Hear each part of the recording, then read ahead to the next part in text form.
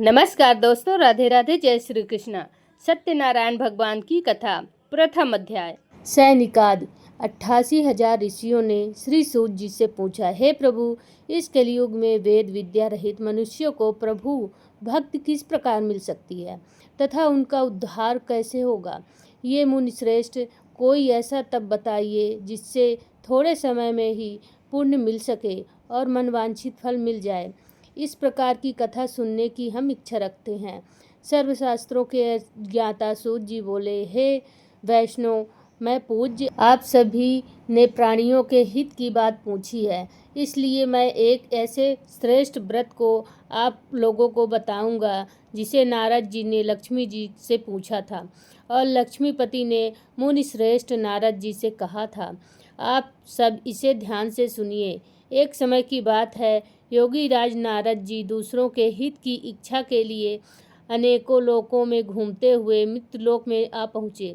यहाँ उन्होंने अनेक योनियों में जन्मे प्रायः सभी मनुष्यों को अपने कर्मों द्वारा अनेकों दुखों से पीड़ित देखा। उनका दुख देख नारद जी सोचने लगे कि कैसा यत्न किया जाए जिसके करने से निश्चित रूप से मानव के दुखों का अंत हो जाए। इसी विचार पर मनन करते हुए वह विष्णु लोक में गए। वहाँ वह देवों के ईश भगवान नारायण की स्तुति करने लगे, जिनके हाथों में शंख चक्र गदा और पद्य थे, गले में वरमाला पहने हुए थे। स्तुति करते हुए नारद जी बोले, हे भगवान, आप अत्यंत शक्ति से संपन्न हैं। मन तथा वाणी भी आपको नहीं पा सकती है। आपका आदि मध्य तथा अंत नहीं है। निर्गुण स्वरूप सृष्टि के कारण भक्तों के दुख को दूर करने वाले आपको मेरा नमस्कार है। नारद जी की स्तुति सुन विष्णु भगवान बोले, हे मुनिश्रेष्ठ, आपके मन में क्या बात है? आप किस काम के लिए पधारे हैं, उसे निसंकोच कहो।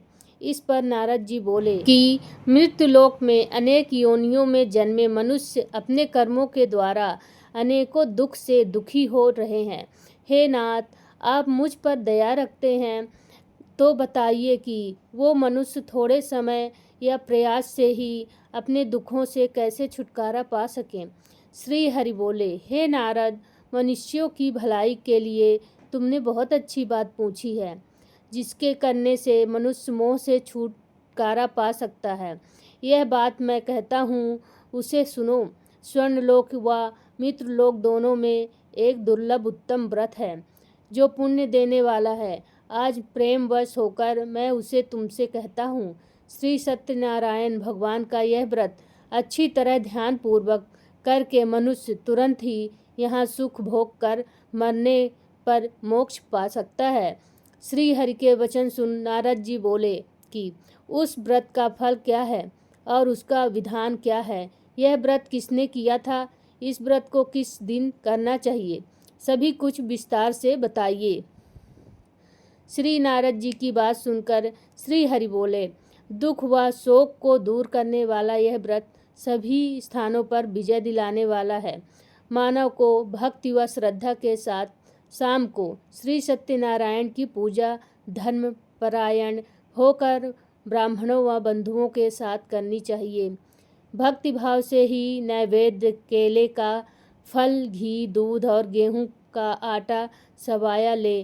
गेहूं के स्थान पर साठी का आटा, शक्कर तथा गुड़ लेकर वह सभी भक्षण योग्य पदार्थों को मिलाकर भगवान का भोग लगाएं। ब्राह्मणों सहित बंधु बांधवों को भी भोजन कराएं। इसके बाद स्वयं भोजन करें। भजन कीर्तन के साथ भगवान की भक्ति में लीन हो जाएं। इस तरह से सत्यनारायण भगवान का यह व्रत करने पर मनुष्य की सारी इच्छाएं निश्चित रूप से पूरी होती हैं। इस काल अर्थात कलयुग में मृत्युलोक में मोक्ष का यही एक सरल उपाय बताया गया है। इति श्री सत्यनारायण व्रत कथा का प्रथम अध्याय संपूर्ण। श्रीमन्नारायण नारायण नारायण भज मन नारायण नारायण नारायण। श्री सत्यनारायण भगवान की जय हो। श्री सत्यनारायण कथा द्वितीय अध्याय।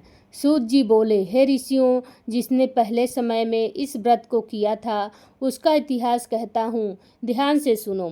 सुंदर काशीपुरी नगरी में एक अत्यंत निर्धन ब्राह्मण रहता था। भूख प्यास से परेशान वह धरती पर घूमता रहता था। ब्राह्मणों से प्रेम करने वाले भगवान ने एक दिन ब्राह्मण का वेश धारण कर उसके पास जाकर पूछा, हे विप्र, नित्य दुखी होकर तुम पृथ्वी पर क्यों घूमते हो? दीन ब्राह्मण बोला, मैं निर्धन ब्राह्मण हूँ, भिक्षा के लिए धरती पर घूमता हूँ। हे भगवान, यदि आप इसका कोई उपाय जानते हैं तो बताइए। वृद्ध ब्राह्मण कहता है कि श्री सत्यनारायण भगवान मनोवांछित फल देने वाले हैं, इसलिए तुम उनका पूजन करो। इसे करने से मनुष्य सभी दुखों से मुक्ति हो जाता है। वृद्ध ब्राह्मण बनकर आए सत्यनारायण भगवान उस निर्धन ब्राह्मण को व्रत का सारा विधान बताकर अंतर ध्यान हो गए। ब्राह्मण मन ही मन सोचने लगा कि जिस व्रत को वृद्ध ब्राह्मण करने को कह गया है उसे जरूर करूँगा। यह निश्चित करने के बाद उसे रात में नींद नहीं आई।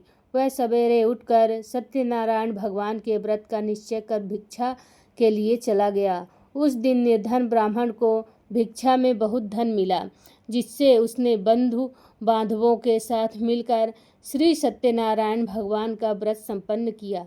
भगवान सत्यनारायण का व्रत संपन्न करने के बाद वह निर्धन ब्राह्मण सभी दुखों से छूट गया और अनेक प्रकार की संपत्तियों से युक्त हो गया। उसी समय से यह ब्राह्मण हर माह इस व्रत को करने लगा।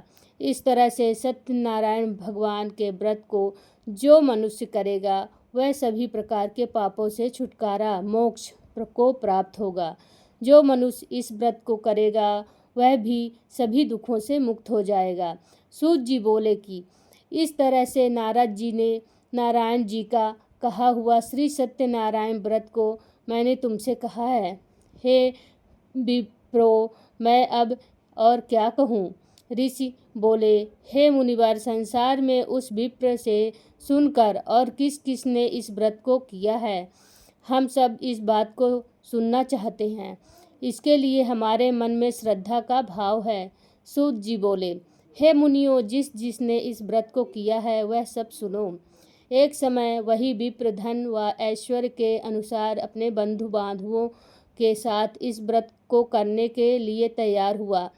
उसी समय एक लकड़ी बेचने वाला बूढ़ा आदमी आया और लकड़ियां बाहर रखकर अंदर ब्राह्मण के घर में गया। प्यास से दुखी वह लकड़हारा उनको व्रत करते देख विप्र को नमस्कार कर पूछने लगा कि आप यह क्या कर रहे हैं तथा इसे करने से क्या फल मिलेगा, कृपया मुझे भी बताएं। ब्राह्मण ने कहा कि सब मनोकामनाओं को पूरा करने वाला यह सत्यनारायण भगवान का व्रत है।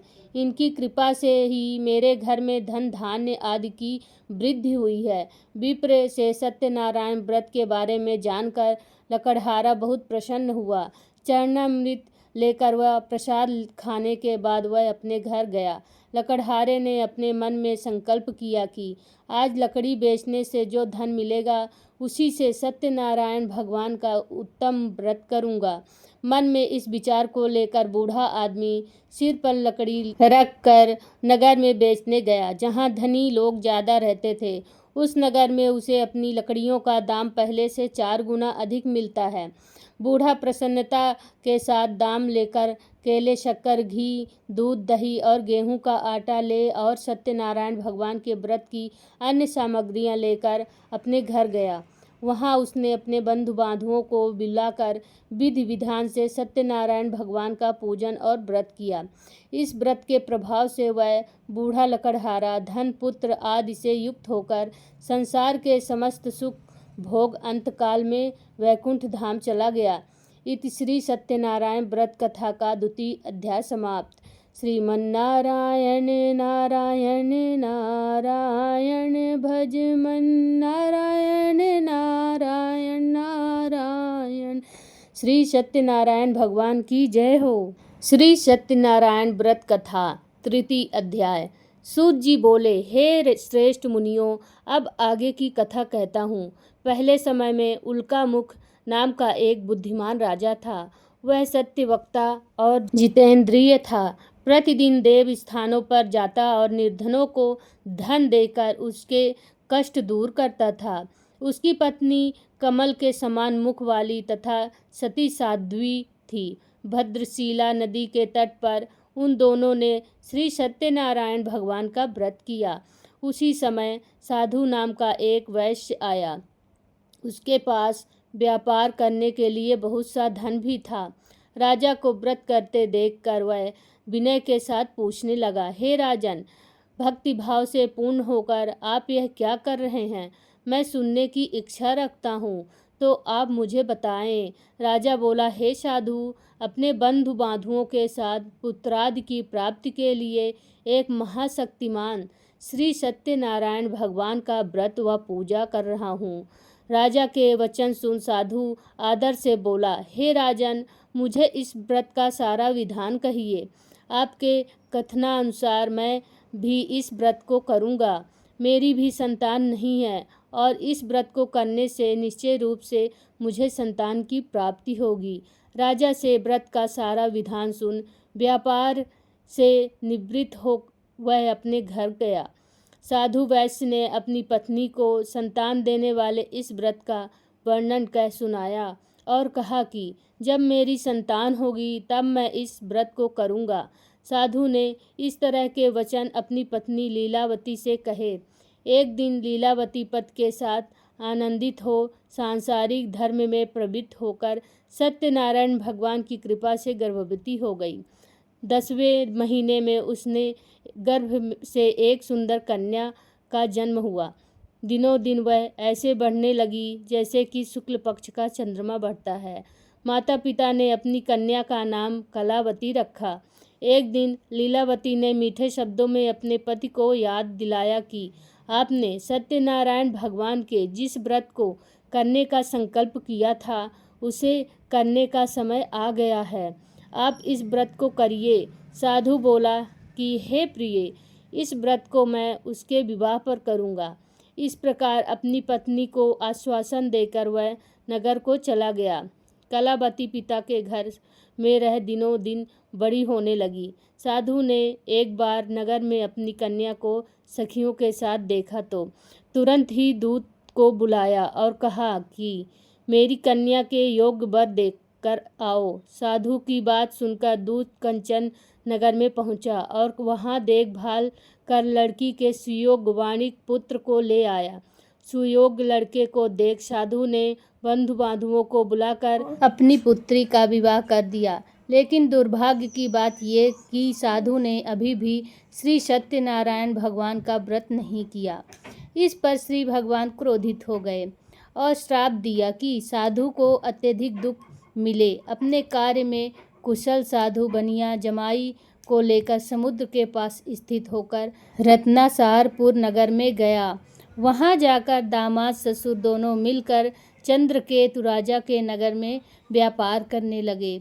एक दिन भगवान सत्यनारायण की माया से एक चोर राजा का धन चुराकर भाग रहा था। उसने राजा के सिपाहियों को अपना पीछा करते देख चुराया हुआ धन वहां रख दिया जहां साधु अपने जमाई के साथ ठहरा हुआ था। राजा के सिपाहियों ने साधु वैश्य के पास राजा का धन पड़ा देखा तो वह ससुर जमाई दोनों को बांधकर प्रसन्नता से राजा के पास ले गए और कहा कि इन दोनों चोरों को हम पकड़ लाए हैं, आप आगे की कार्यवाही की आज्ञा दें। राजा की आज्ञा से उन दोनों को कठिन कारावास में डाल दिया गया और उनका सारा धन भी उनके पीछे छीन लिया गया। श्री सत्यनारायण भगवान के श्राप से साधु की पत्नी की भी बहुत दुखी रहने लगी। घर में जो धन रखा था उसे चोर चुरा ले गए। शारीरिक तथा मानसिक पीड़ा व भूख प्यास से अति दुखी हो अन्न की चिंता में कलावती एक ब्राह्मण के घर गई।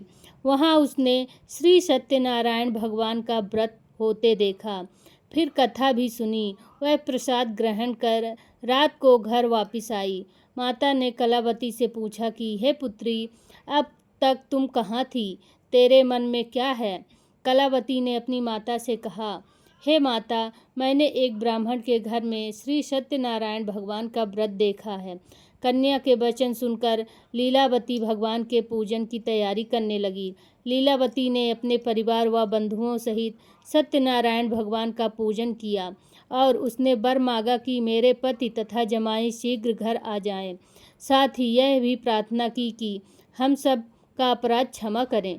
श्री सत्यनारायण भगवान इस व्रत से संतुष्ट हो गए और राजा चंद्रकेत को सपने में दर्शन देकर कहा, हे राजन, तुम उन दोनों वैश्यों को छोड़ दो और तुमने उनका जो धन लिया है उसे वापस कर दो। अगर तुमने ऐसा नहीं किया तो मैं तुम्हारा धन, राज व संतान सभी को नष्ट कर दूंगा। राजा को यह सब कहकर भगवान अंतर्ध्यान हो गए। प्रातःकाल सभा में राजा ने अपना सपना सुनाया। फिर बोले कि वणिक पुत्रों को कैद से मुक्त कर सभा में लाओ। दोनों ने आते ही राजा को प्रणाम किया। राजा मीठी वाणी में बोला, हे महाअनुभवों, भाग्यवश ऐसा कठिन दुख तुम्हें प्राप्त हुआ है, लेकिन अब तुम्हें कोई भय नहीं है। ऐसा कह राजा ने उन दोनों को नए वस्त्र आभूषण भी पहनाए और जितना धन उनका लिया था उससे 2 गुना धन वापस कर दिया। दोनों वैश्य अपने घर को चल दिए। इत श्री सत्यनारायण व्रत कथा का 3रा अध्याय संपूर्णम। श्रीमन्नारायण नारायण हरि हरि, भजे मन नारायण नारायण हरि हरि। श्री सत्यनारायण भगवान की जय हो। श्री सत्यनारायण कथा 4th अध्याय। सूत जी बोले, वैश्य ने मंगलाचार कर अपनी यात्रा आरंभ की और अपने नगर की ओर चल दिए। उनके थोड़ी दूर जाने पर एक दंडी वेशधारी श्री सत्यनारायण ने उनसे पूछा, हे साधु, तेरी नाव में क्या है? अभिवाणी वणिक हंसता हुआ बोला, हे दंडी, आप क्यों पूछते हो? क्या धन लेने की इच्छा है? मेरी नाव में तो बेल व पत्ते भरे हुए हैं। वैश्य के कठोर वचन सुन भगवान बोले, तुम्हारा वचन सत्य हो। दंडी ऐसे वचन कह वहां से दूर चले गए। कुछ दूर जाकर समुद्र के किनारे बैठ गए। दंडी के जाने के बाद साधु वैश्य ने नित्य क्रिया के पश्चात नाव को ऊंची उठते देखकर अचंभा माना और नाव में बेल पत्ते आदि देख वह मूर्छित हो जमीन पर गिर पड़ा। मूर्छा खुलने पर वह अत्यंत शोक में डूब गया। तब उसका दामाद बोला कि आप शोक न मनाएं, यह दंडी का श्राप है, इसलिए हमें उनकी शरण में जाना चाहिए, तभी हमारी मनोकामना पूरी होगी। दामाद की बात सुनकर वह दंडी के पास पहुंचा और अत्यंत भक्तिभाव से नमस्कार करके बोला, मैंने आपसे जो असत्य वचन कहे थे उनके लिए मुझे क्षमा दें। ऐसा कहकर महान शोकातुर रोने लगा। तब दंडी भगवान बोले, हे वणिक पुत्र, मेरी आज्ञा से बार बार तुम्हें दुख प्राप्त हुआ है। तू मेरी पूजा से विमुख हुआ। साधु बोला, हे भगवान, आपकी माया से ब्राह्मण आदि देवता भी आपके रूप को नहीं जानते, तब मैं अज्ञानी कैसे जान सकता हूँ? आप प्रसन्न होइए। अब मैं सामर्थ्य के अनुसार आपकी पूजा करूँगा। मेरी रक्षा करो और पहले के समान नौका में धन भर दें। साधु वैश्य भक्ति पूर्वक वचन सुनकर भगवान प्रसन्न हो गए और उनकी इच्छा अनुसार वरदान देकर अंतर्ध्यान हो गए। ससुर जमाई जब नाव पर आए तो नाव धन से भरी हुई थी।